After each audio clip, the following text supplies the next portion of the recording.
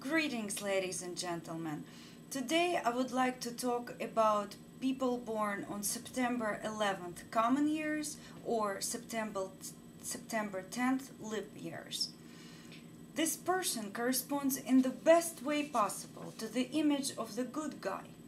Decent, lovely, friendly, open, sincere, and fair.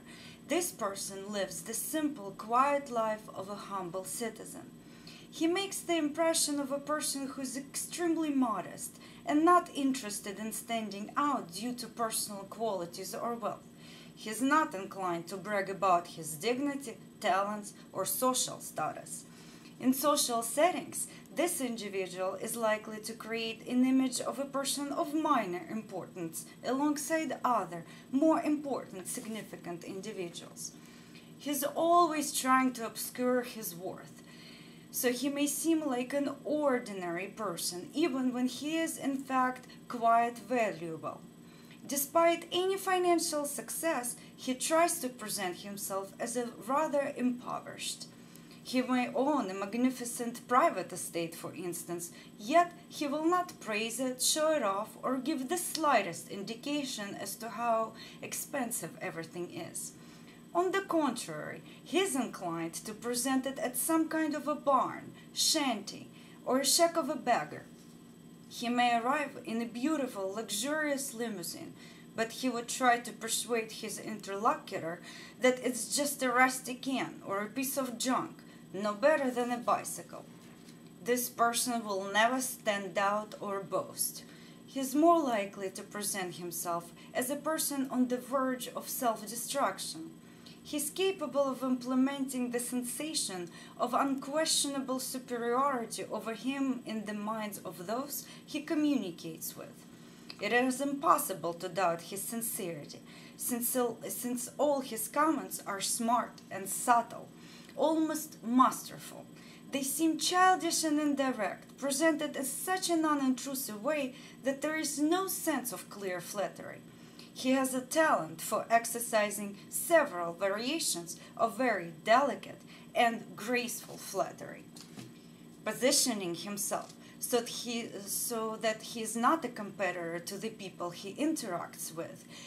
He puts down their guard, weakens their vigilance, it suppresses potential aggression and tension that might otherwise be directed at him.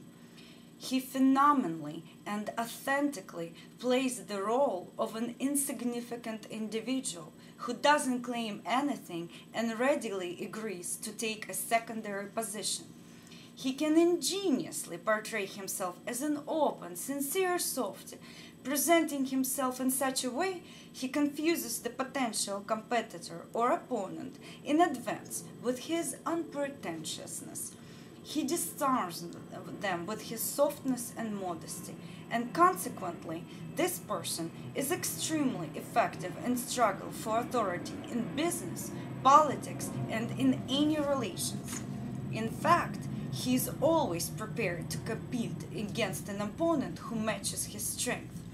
In his aspiration to authority and superiority, this person chooses ingenious tactics of capturing authority and humbleness. With his ostentatious willingness to take supporting positions and to belittle his worth, he calmly, peacefully, politely, unostentatiously, very simply and effectively lulls the vigilance of his potential opponents. Not one to start an open fight, he more likely will choose to go with the principle of judo, in which, unlike karate, he uses his opponent's strength to defeat them. He accurately plays the part of a person with no ambitions, a person with modest demands and small-scale plans, as if to say, "You have important business, and I just take care of simple tasks. My part is insignificant." Since he is masterfully representing himself as a person incapable of aiming for greatness or starting a fight, he chooses the tactics of least resistance and wins. One might call him the master of cunning, who has a talent for competently applying advanced principles of military strategy. This person striving to achieve high social status and influence, striving to become the patriarch, leader, and the one irreplaceable person in his community, will never reveal his aspiration to dominate through his behavior or speech. On the contrary, he demonstrates a desire to remain in the shadow, despite his talents or merits, in every possible way. Looking at him, one can hardly think that this nice, modest man strives to actually monopolize any business he participates in or wield authority in any group. He has an uncontrollable despotic temper and an obvious inclination towards criminal activities. Yet, he can skillfully hide it behind such social slogans as "for beauty and kindness," "for harmony and consent," "for humanism and world peace," "for our country," "for friendship and understanding," "for humanity," or "for the preservation of moral standards." Having a unique ability to speak open-heartedly, he gains a huge advantage since nobody has any doubts that he is a firm believer of his proclaimed ideas.